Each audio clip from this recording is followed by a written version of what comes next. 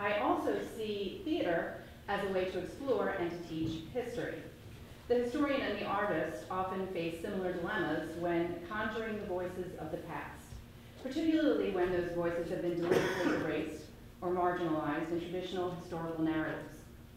And yet, both scholars and artists can share a common goal: to allow these oppressed voices to speak again and to invite contemporary audiences to imagine the experiences and understand the lives of long silenced communities. As a theater historian and director, my current project, I will speak for myself, works to unveil, document, and vivify long-forgotten early American Black women by blending historical research with performance in what I call a living historiography. Picture a Black woman in America before the Civil War. Play out a scene in your mind about the life of this woman. The relatively unexamined reality is that Black women from colonial times through the early 19th century found ways to make bold choices within the confines of their situation at a time when society doubted that they were even intelligent enough to understand their circumstances. And there are few biographies of these women because their actions were personal and their audience was private. Their choices were subtle, but their impact was substantial and sustained. So today you'll get to see both my research and the way that I work within the theater, but also the way we map these histories on the body of the actor. Miss Ophelia is of the land. Yes, there you go. Yes, there you go. And she's Southern. She's very genteel. Okay. So it really explores the range of Mrs. Webb's abilities. Okay. So she's as genteel as you can get. And then the Topsy was great. Even explore what it's like the bottom half of Topsy. You know, she's as bedraggled as they come with a little shuffling. Okay. Good. Now, Topsy, look here. This is the hem of the sheet. This is the right side of the sheet, and this is the wrong. Will you remember? Yes, ma'am. Now, Topsy, let's see you do this. So let's create a physicality. You've just wrestled Mr. Taylor into bed.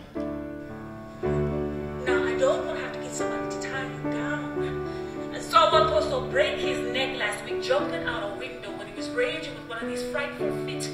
Why are you fighting me? I know you're scared.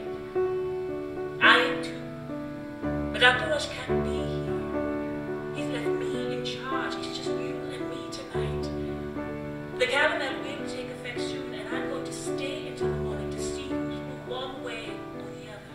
She's got some agency in her world.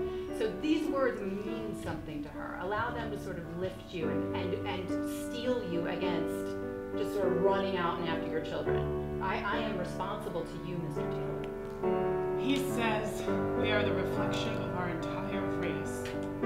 He says, if I have any ill will or rancor in my heart, I will transgress against God. Last Sunday he told us, let your conduct manifest your gratitude for the compassionate masters who have set you free. And let no rancor or ill will lodge in your heart. That any bad treatment you may have received, if you do, you transgress against God, who will not hold you guiltless. What do you think about those lines that you're saying? Well, it was interesting. I remember when I was reading the monologue last night, that particular section that you had highlighted about Reverend Allen and what he says, and thinking about the role of religion, a relatively new religion to the Black population, having come from Africa. So, and just the fact that religion may just be something to hold on to because there's not much else really physically other than like family for slaves or freed slaves to hold on to. So religion more as a comfort, a physical comfort than a spiritual comfort. Great. What is she doing? What is her objective? She is calling to action some women, fellow citizens, to stand up for their right and desire to receive equal education. Right. She's exhorting them. Ladies, ladies, how can you, as mothers, not fight for the right to educate your daughters?